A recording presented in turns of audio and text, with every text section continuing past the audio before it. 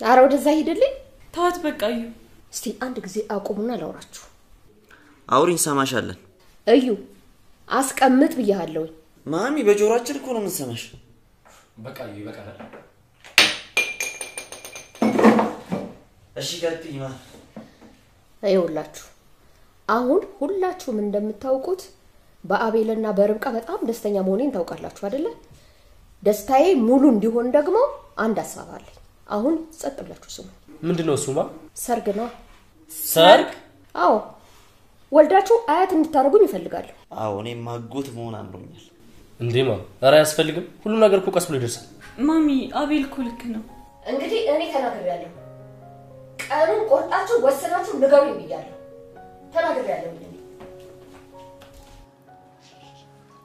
አረጋ እኔ ሁሉ ነገር ከጎይ በላይ ነው አይዞህ አቤል አትጨነቅ ሁሉ ነገር ይስተካከላል ምን ይስተካከላል አንዱ አለፈ ስል ሌላ ይመጣል እንዴ ማቱን አቤል ሄርብካ ይሄ ብቻ እኮ አይደለም አንቺ ማታቂያቸው በጣም ብዙ ነገሮች አሉ ቆይ ምንድነው አቤል ሌላ የተፈጠረ ችግር አለ እንዴ ሄርብካ እኔ እኮ ከሆኑ አመታቶች በኋላ ከችግር ወጥቼ አለቀ አቤል የሆንከው ነገር ካለ ንገረኝ በእናትህ አታስጨንቀኝ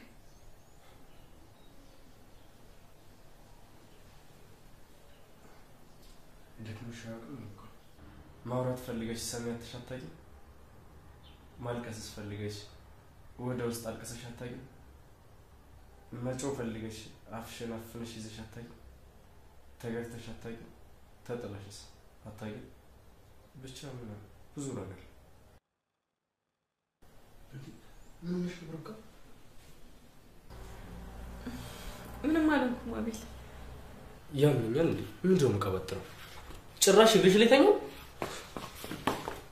ይኸውልሽ ሰላም ጤና ይስጥልኝ ውድ የርብቃ ድራማ ቤተሰቦች እንዴት ናችሁ እንኳን ወደ ቻናሌ በሰላም መጣችሁ ርብቃ እንግዲህ እርጉዝ መሆኗ ታውቋል በባለፈው ክፍል በክፍል 9 ላይ ርብቃ ከአቤል ወንድምና ከአቤል እናት ጋር ምሳ እየበሉ ያለ ድንገት ርብቃ ልትጎርስ የነበረውን ነገር በመተው ወደ መታጠቢያ ቤት እየሮጠች ትሄዳለች ማለት ነው እንግዲህ በዚህ ቅጽበት ነበረ የአቤል እናት ለለለለ ሲለው የነበረው ማለት ነው ያው ርብቃ በጣም ብዙ ኃላፊነት አለባት በነገራችን ላይ የአቤል እናት ትልልቅ እዳዎችን እያስቀመጠችባት ትገኛለች የዛ ቤት ምራት መሆኗ ሳይረጋገጥ በጣም ብዙ ነገሮችን እናትየዋ እያደረገች ትገኛለች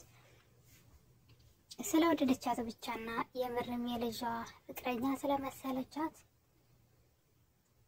የገዛ ቤታቸውንም ሳይቀር በሷ ስም አድርገዋለች ያው ይሄን ያደረገችው በልጇ ላይ እምነት ስለሌላት ነው ልጇ እንደምታዩት በጣም ሞኝ ነገር ነው ማለት ነገሮችን አይጠራጠርም ቶሎ ስለዚህ ዝም ብሎ ነው የሚኖረው ዝም ብሎ ማለት ነው ምንም አይነት ነገር ትኩረት አይሰጥም ብልጥ ነገር አይደለም ርብቃን ስታያት ደግሞ በጣም ጎበዝና ብልጥ ልጅ ሆና ስላየቻት የልጅ ሚስት ከሆነች ለልጅ ተጠቅማለች ብላ እንደው ቤትን ያክል ነገር ራሱ እንግዲህ ገና ላልተጋቡ አድና ሚስቶች ቤትን ያክል ነገር ራሱ በስሙ ያደረገች ሰው ናት እንግዲህ በዚህ መሃል ነበር ርብቃ ወደ መታጠቢያ ቤት በሩጫ ስትሄድ ሴትዋ ፈጣሪ ይመስገን አያት ልሆን ነው ስትል የሰማዋትና እንግዲህ ርብቃ ከየት አረገዘች ነው ጥያቄው ሰው ምግብ ሲበራ ልስማማው አይልም ወይ እንዴት ነው ነገሩ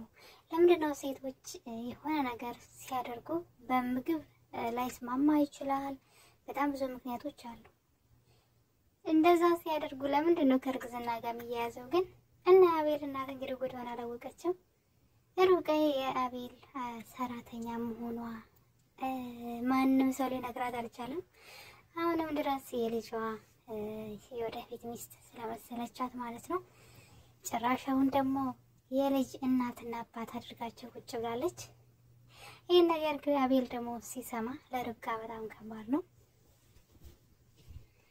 ምክንያቱም አቤል መቲን ስለሚወዳት ስለመቲ ማንነት ስለማያውቅ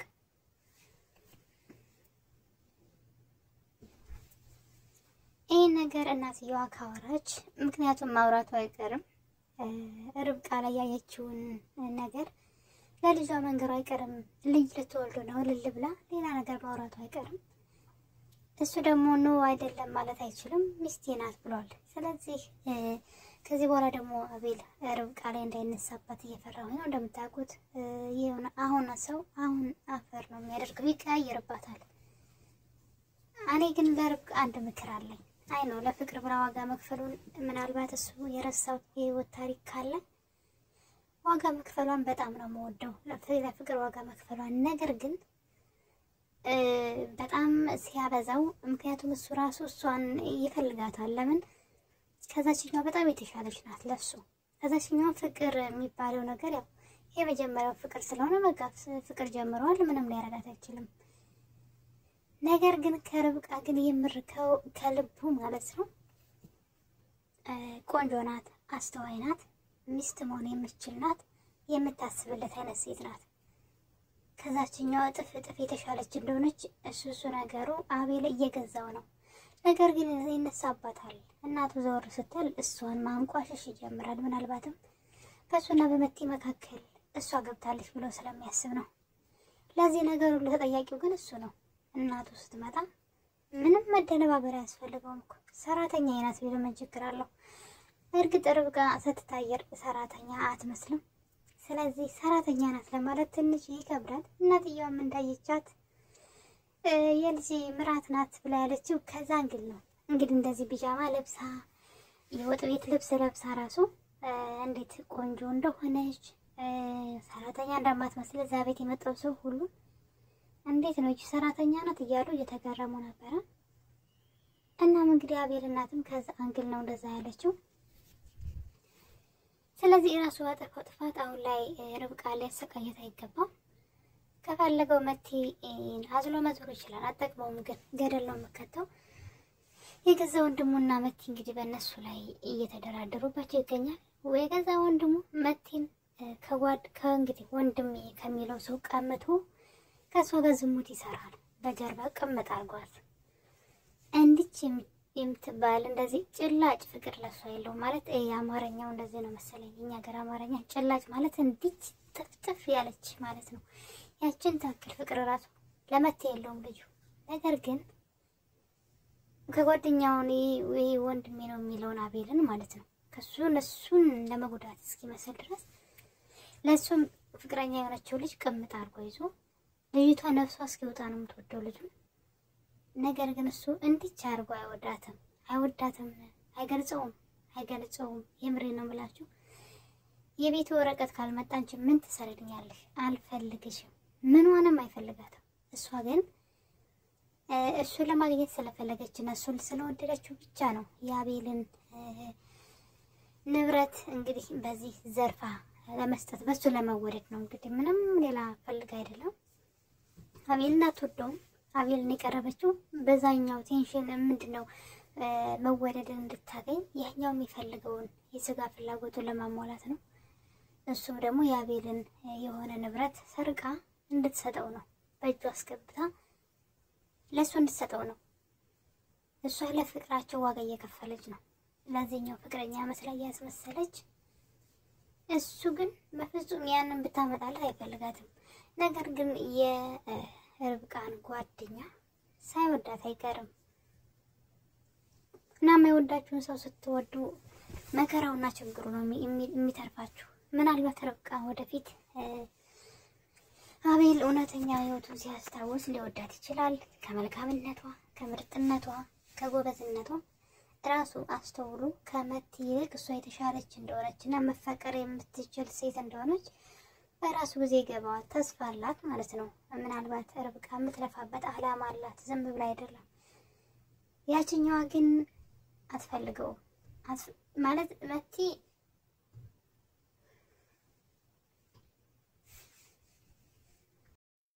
አቤልን አትወደውም። የአቤል ወንድም ደግሞ መቲን አይወዳትም። መቲ ደግሞ እሱን ትወደዋለች። በጣም እኮ ከባድ ነው። ሰው ለምንድን ነው ግን ከማይወደን ሰው ጋራ የነሱ መጠቀም የጥቅመኛ የምንሆነው? መቲ እንደዛ ነው እየሆነች ያለችው።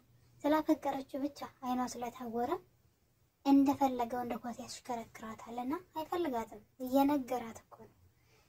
ይህን ነገር ሰርቀሽ ካላመጣሽ አልፈልግሽም፣ ምን ትሰሪልኛለሽ ብሎ ያንቋሽሻት እኮ ነው። አይገባትም ግን እሷ የሚወዳትን የሚንከባከባትን አቤልን ትታ ከማይወዳት ሰው ጋር እንደ ርካሽ ነው የሚያያት። እንዴት እንደሚንቃት ማለት ነው። ስትፈልጊ አቤልንም ቢሆን አግብተሽው ቤቱን በስምሽ እንዲያደርግ አድርጊ፣ ከዛ ለኔ ታዞሪያለሽ።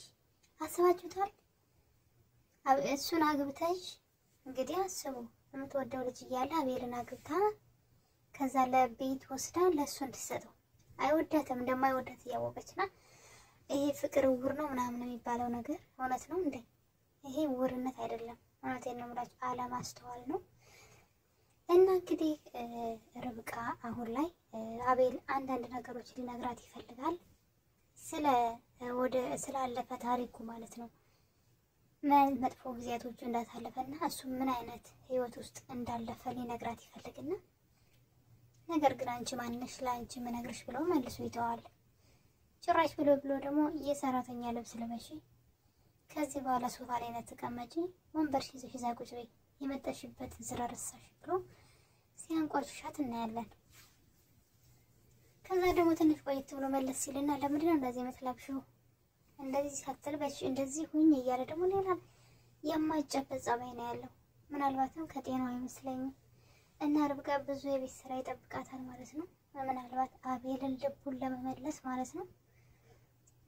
የአቤል እናትም ቶሎ መሄድ የለባቸውም። ምክንያቱም የአቤል እናት ቶሎ ከተመለሱ መቲ ወደ ቤት ትመጣለች፣ ወደ አቤል ህይወት ትመለሳለች።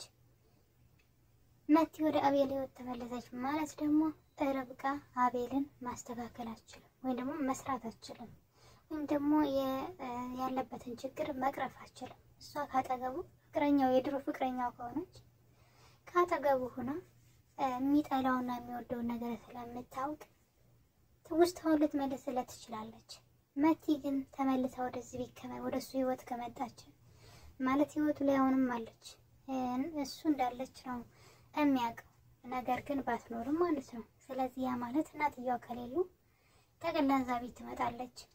ለርብቃ በጣም ከባድ ነው የሚሆንባት እና የአቤል እናት መቆየት አለባቸው ብዬ አስባለሁ። ሌላው ደግሞ እንግዲህ ሰራተኛ የአቤል እናት አምጥተዋል። እሱም ደግሞ በአቤል ወንድም ሀሳብ ነው። በነገራችን ላይ ሀሳቡን እሱ ነው ያመጣው። የመቲ ጓደኛ ናት፣ መቲ ናት እዛ ቤት እንድትገባ የፈለገችው እና ቀስ በቀስ እንግዲህ አቤል እና ርብቃ ጦርነት ሊጠብቃቸው ነው። አቤል ካልነቃ ርብቃ ብቻዋን ደግሞ አትችላቸውም ብዬ አስባለሁ። ስለዚህ አቤል መንቃት አለበት። አንድ ሰራተኛና ወንድሙ እንዲሁም መቲ ሆነው እዛ ቤት የገቡት የሚፈልጉት ነገር ስላለ ነው። ስለዚህ አቤል ነቃ ብለው መጠበቅ አለበት ብዬ አስባለሁ። እንደውም መቲንም መጠርጠር አለበት። እና እኔ ተወዳጆች በቀጣይ እስከምንገናኝ መልካም ጊዜ። ባይ ባይ።